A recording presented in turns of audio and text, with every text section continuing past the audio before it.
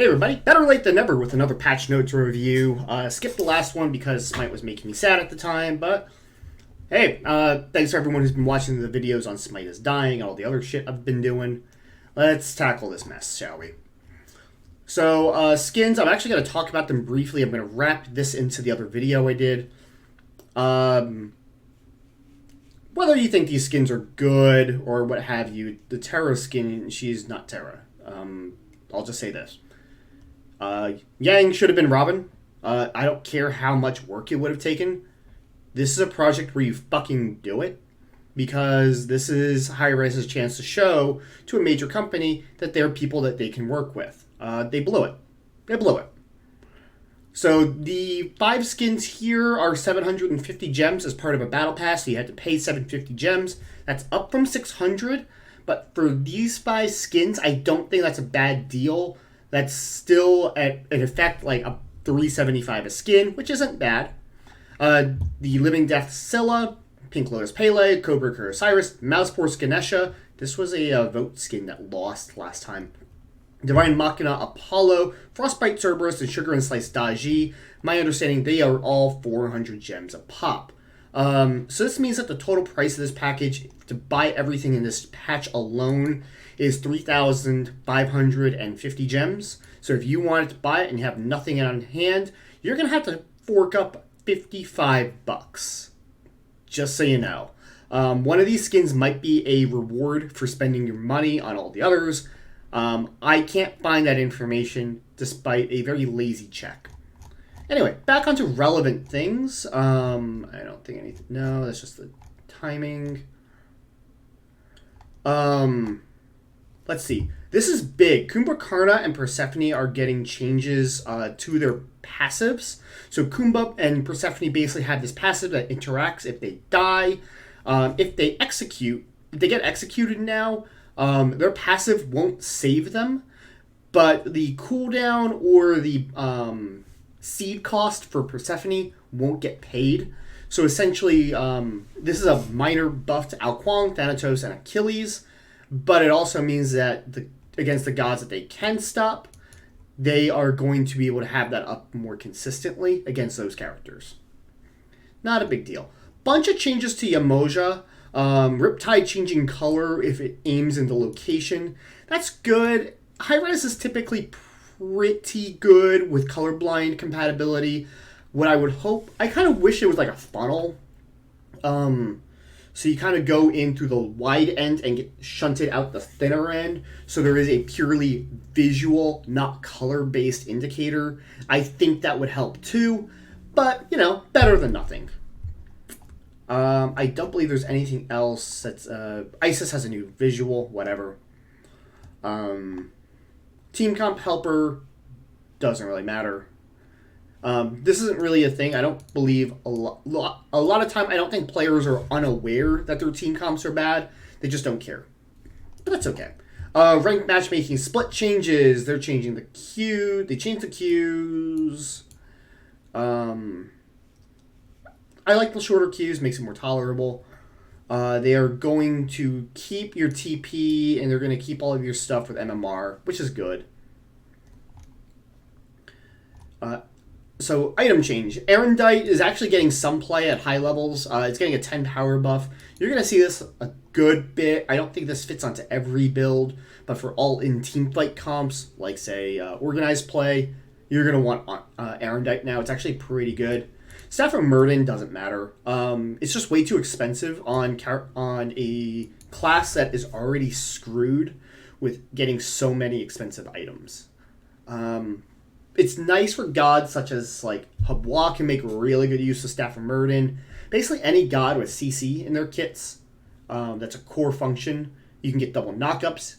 Even at 70% magical power on the duplicate cast, on the double cast, that's still CC is not reduced.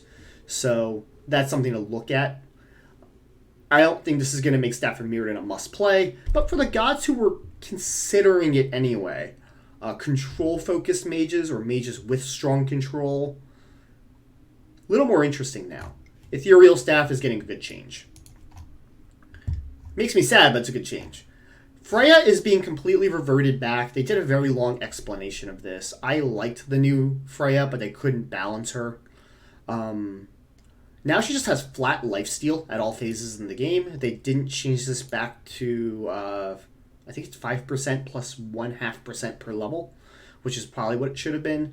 The Irradiate and Pulse, we're going to have to take some time. I don't know how this is going to really affect her. And Valkyrie's Discretion actually got a buff because people didn't feel like it was powerful, even though it really was. I think we're going to have to see. She's really a wild card right now. They've historically never been able to make Freya balanced. She's still very all in. She's very high risk. She's either useless or very good. I don't think they got it right, mostly because they never have. But I'm not sure what to make of her, and I'll be the first one to say it. I'm not sure what to make of Freya right now. Amaterasu, I almost called this one exactly. I think they should have reduced the aura from 5 to 4. That it makes a lot of sense. Because 5, 9, 13, 17, and 21 are ugly fucking numbers.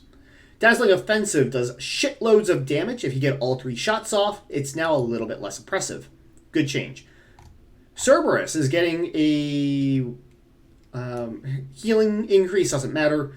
More Prot Shred.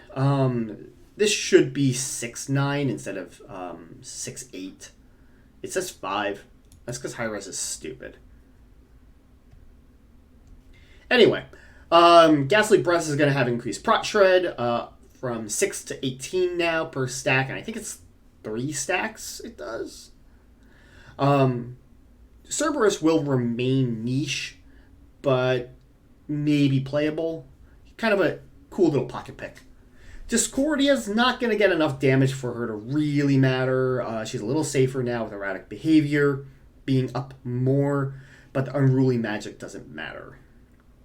Still good if you like her, usable, not really meta. Ganesh, really just a quality of life change, doesn't really matter. Isis is getting some minor nerfs. Base healing on Circle of Protection. Dispel Magic shielding is going down.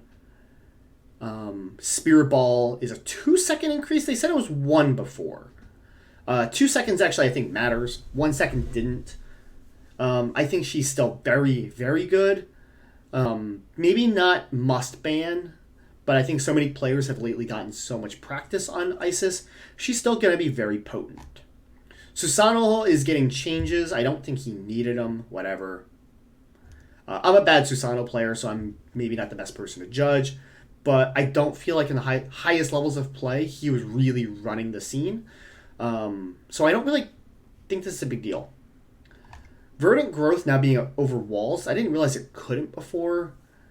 And Nature's Grasp being fixed a little bit. I think this over wall ability for Sylvanas is going to be fun. He's still good at lower ranks. Most people will still be able to get good use out of Sylvanas. But I don't think this is going to make him better at high levels. Thor. His Anvil of Dawn still does no damage. Anvil of Dawn hitting is actually very worthless. Except for the stun, which is actually very critical. But the actual damage it does, not a big deal. Tyr is getting another nerf. Not the nerf I thought he'd get, but this is fine. I thought he should get some less damage off of his Fearless and Guard stance, but we'll take it. 30 down to... Sorry, it's still going to... 10 less at all ranks, basically. Which is actually very impactful at level 2 when you get this. But at level 3 onward, not such a big deal. Anyway, that's going to be it, and this is going to be the patch we're running at Worlds. No set nerfs, no real meaningful nerfs for Persephone. I think that's going to be the story of it. Teams are going to have to ban away the set in Persephone, or else they're going to run the show. So let me know what you think in the comments below. Hit subscribe, hit notifications, go to the compiled link so you can hit me up on Twitch and Twitter. Thank you guys for watching. Hey, that's the little go to sleep button I have. Maybe I should fix how I do this. Oh well. Nothing but the best production quality here. Take care, guys. See you all at Worlds.